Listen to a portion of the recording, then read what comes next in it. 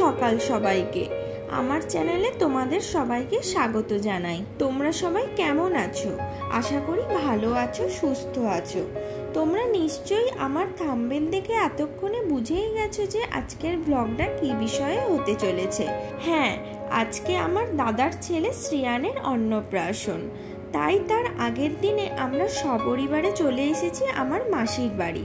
এটা হচ্ছে বজবজে। বুঝতেই পারছো, একদম সকাল থেকে আজকের ব্লগটা স্টার্ট করছি। সকালবেলা সমস্ত রিচুয়ালসগুলো হবে আর রাতের বেলায় ভিলায় অনুষ্ঠানটা হবে। আমার রেডি হতে হতে বৌদির বাপের বাড়ির লোকও চলে এসেছে। আর ওদের বাড়ির বাইরে উঠোনটাতে শ্রিয়ানকে স্নান করানো হবে। শ্রিয়ানকে যে ধরে আছে ওটা হচ্ছে আমার দিদা। তারপর ওর মা বাবাও সেজেগুজে চলে এসেছে। পদ্ম ফুলের মতো যে জায়গাটা আছে ওতে শ্রিয়ানের ঠাম্মা শ্রিয়ানকে নিয়ে বসেছে আর তার চারপাশে সবাই মিলে বরণডালা নিয়ে ঘুরছে। 3 পাক ঘোরার পর শ্রিয়ানের গায়ে সবাই হলুদ মাখালো। এত গরমে পুচকুটা মানে আমাদের শ্রিয়ান সোনা যে কাঁদেনি এটাই রক্ষে। সকাল থেকে রাত পর্যন্ত খুব ভালো সার্ভিস দিয়েছে পুচকুটা। এত বড় জায়গাটার মধ্যে ও তো একা বসতে পারবে না, কাউকে একটা পিছন থেকে সাপোর্ট দিতে হবে। এতে ফটো বা ভিডিও কোনোটাই ভালো আসবে না। তাই ক্যামেরাম্যান বলল একটা ছোট গামলাতে করে পুচকুটাকে বসিয়ে দিতে। তারপর ভিডিও করার জন্য পুচকুটার মাথায় ওর মা বাবা অল্প অল্প করে জল দিচ্ছিল। ওকে গা মুছিয়ে দাদাদেরই বাড়ির অপোজিটে যে পুকুরটা আছে ওখানে শ্রিয়ানকে নিয়ে বাকি রিচুয়ালসগুলো করলো। এদের একটা নিয়ম আছে, মা ষষ্ঠীকে হাঁসের ডিম দিতে হয়। তাই শ্রিয়ানকে বরণ করার সাথে সাথে ডিমগুলোকেও বরণ করছিল।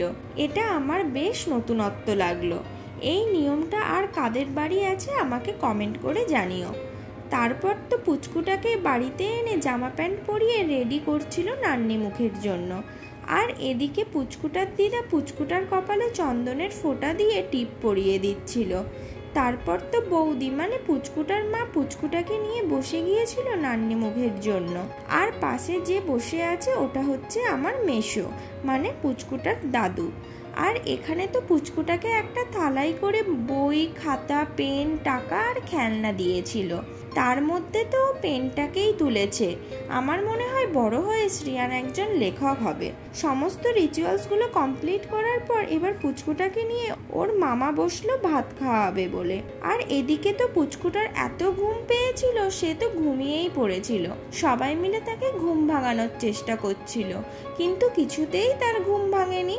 পুচকুটার দাদু বলল শ্রিয়ান আগে 1 ঘন্টা ঘুমিয়ে নিক, তারপর না হয় ভাত খাবে। ঘুমন্ত অবস্থায় নাকি বাচ্চাকে ভাত খাওয়াতে নেই। শ্রিয়ান যতক্ষণ ঘুমোচ্ছিল আমরাও একটু পোজ দিয়ে ছবি তুলে নিচ্ছিলাম। 1 ঘন্টা ঘুমানোর পর ফাইনালি শ্রিয়ান সোনা ঘুম থেকে উঠে তার মামার কোলে বসে ভাত খাচ্ছে। প্রথমে পায়েস দিয়ে শুরু করে শেষ করলো পঞ্চব্যঞ্জন দিয়ে। মামা ভাত খাওয়ার পর এবার একে একে পুচকুটাকে আশীর্বাদ করলো। প্রথমেই তো ওর 2 দাদু আশীর্বাদ করলো। তারপর তো একে একে ওর 2 দিদা, আমার বাবা, মা, আমি আর পরিবারের অন্যান্য সব সদস্যরা একে একে ওকে ধান দুব্য দিয়ে আশীর্বাদ করলো। ভগবানের কাছে এটাই চাওয়া যে ও যেন বড় হয়ে একজন ভালো মানুষ হতে পারে, সকলের দুঃখ কষ্টে যেন তাদের পাশে দাঁড়াতে পারে, আর ভালো পড়াশোনা করে ওর বাবা মায়ের মুখ যেন উজ্জ্বল করতে পারে। আশীর্বাদ পর্ব শেষ হওয়ার পর তারপর তো আমরা খেতে বসে পড়লাম। আমাদের খুব খিদেও পেয়ে গিয়েছিল। খাওয়া শেষ করে উঠতে আমাদের প্রায় 3টে বেজে গিয়েছিল। আবার তো একটু রেস্ট নিয়ে রাত্রেবেলা ভিলায় যেতে হবে। আর রাত্রের অনুষ্ঠানটা নেক্সট পার্টে আসছে। সো এই ভিডিওটা এখানেই এন্ড করছি। দেখা হচ্ছে নেক্সট ভিডিওতে।